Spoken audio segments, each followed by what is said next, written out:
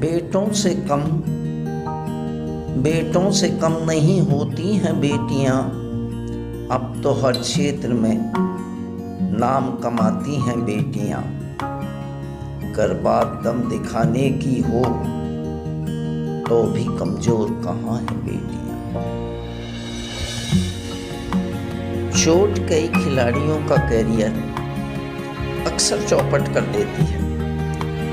ऐसे में अंतर्राष्ट्रीय स्तर पर वापसी करना तो बेहद कठिन होता है, लेकिन कचनार चौधरी ने असंभव को संभव कर दिखाया।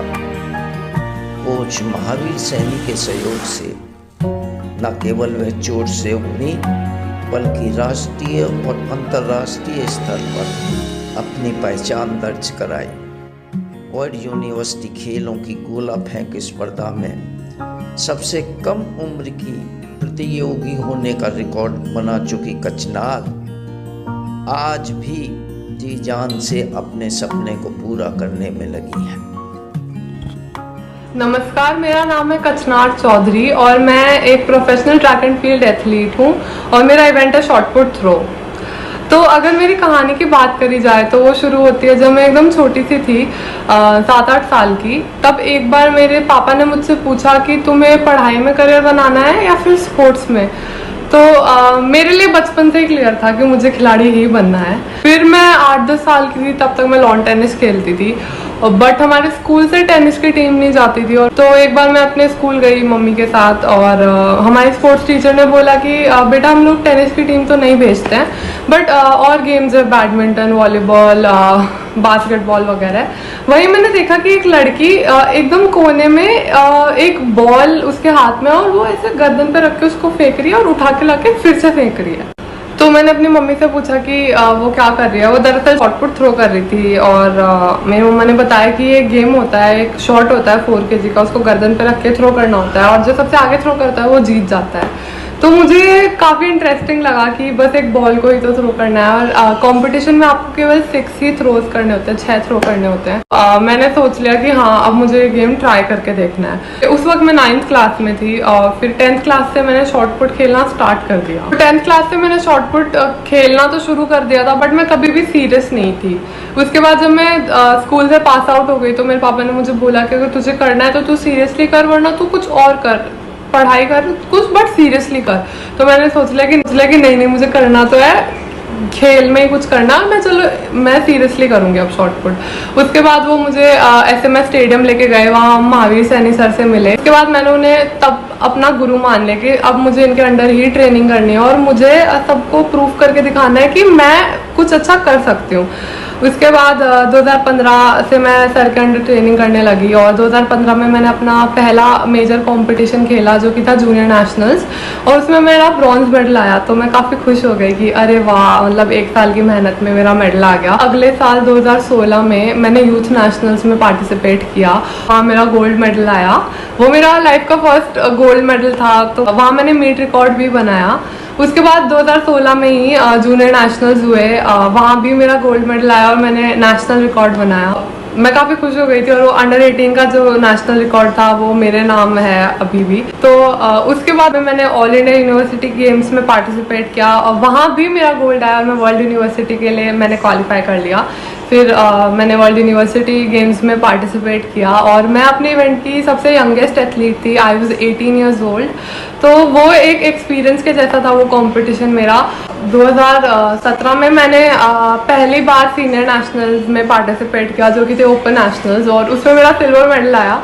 तो मैं काफ़ी खुश हो गई कि अरे वाह, जूनियर होने के बावजूद भी मैं सीनियर्स में भी मेडल ला रही हूँ। और महावीर सर मेरे साथ मतलब लगातार वो बहुत मेहनत कर रहे थे और मैं हर जगह फर्स्ट। तो वो काफ़ी अच्छा मतलब एक मोटिवेशन था मेरे लिए। 2018 में मैंने अगले सीनियर कंपटीशन में पार्टिसिपेट किया जो कि था इंटर स्टेट, वहाँ भी मेरा सिल्वर मेडल आया। इंटर स्टेट के मेडल के बाद मेरा इंडिया कैंप में सिलेक्शन हो गया और उसी साल मुझे इंडियन रेलवे से जॉब भी ऑफर हुई। मेरा टैलेंट कोटा से रेलवेज में मेरी जॉब लगी और वो साल मैं एकदम अपने पीक पे थी, बट उसी साल जुलाई में मुझे लिगामेंट इंजरी हो गई मेरे लेफ्ट नी में, घुटने में 3 लिगामेंट पार्शियली टियर हो गए। और वो टाइम काफ़ी मुश्किल था मेरे लिए, क्योंकि मैं एकदम से बेड रेस्ट पे चली गई थी और 1.5-2 महीने तो मैं बिस्तर से उठी भी नहीं थी। और उसके बाद जब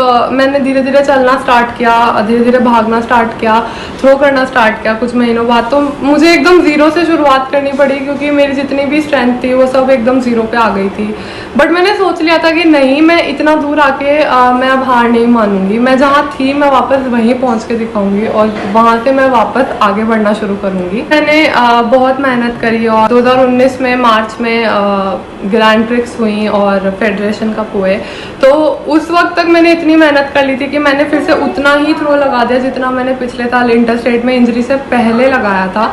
तो जितना भी मेरा थ्रो इंजरी की वजह से घटा था, कम हुआ था, वो सब मैंने वापस रिकवर कर लिया। मैंने ओपन नेशनल्स में पार्टिसिपेट किया 2019 में, वहाँ मेरा मेडल लगा और मैं साउथ एशियन गेम्स के लिए सिलेक्ट हो गई। साउथ एशियन गेम्स में जब मेरा कॉम्पिटिशन हो रहा था तब मैं 4th चल रही थी, बट मैं सोच के गई थी कि मैं यहाँ पे मुझे मेडल जीत के आना है, क्योंकि इंजरी की वजह से जितना भी मैंने जो भी अपॉर्चुनिटीज़ खोई थी वो सब मुझे यहाँ पे पूरा फ़ायदा उठाना है। अगर मेरे को इस गेम्स में पार्टिसिपेट करने का मौका मिला है तो मुझे इंडिया के लिए मेडल जीतना ही है।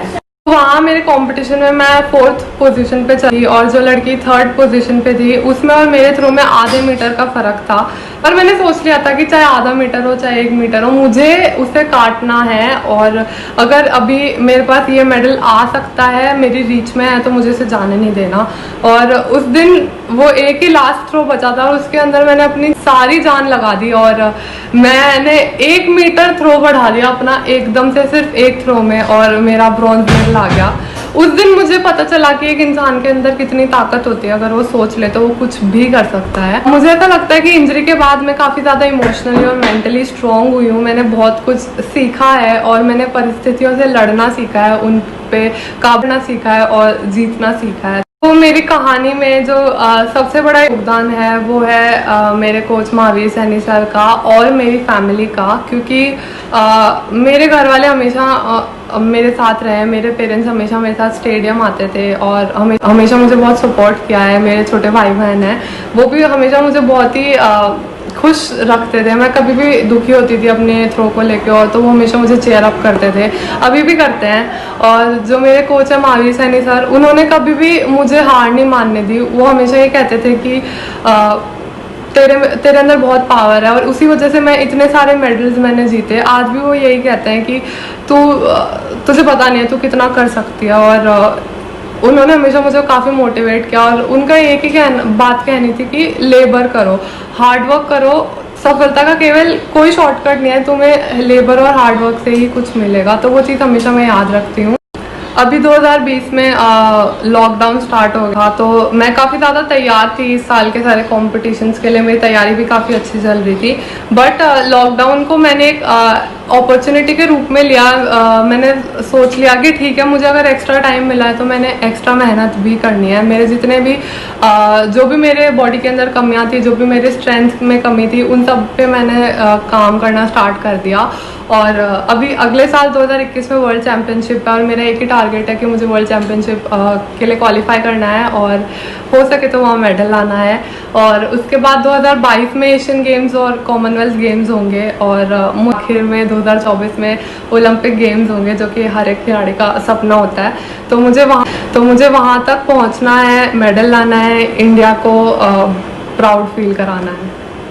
जो भी मेरी कहानी रही है, जो भी मेरा सफ़र रहा, इसमें मैंने यही सीखा है कि कुछ भी अप्स एंड डाउन्स आते हैं वो आपकी ही भलाई के लिए होते हैं। अगर आपकी कहीं कुछ कमी रह जाती है तो वो आप उसको पूरा कर सको। इसीलिए अगर आपको इंजरी भी हो रही है, अगर कुछ भी दिक्कत आ रही है, कुछ भी फेलियर हो रहा है, तो वो एक्चुअली एक बड़ी सफलता के लिए ही ये सब चीज़ें हो रही हैं। तो कभी भी अपनी लाइफ में नेगेटिव मत हो, क्योंकि मैं हमेशा काफ़ी नेगेटिव हो जाती थी, बट मैंने अब सीखा है कि नहीं, एक पॉजिटिव एटीट्यूड खिलाड़ी के लिए बहुत ही ज़रूरी है।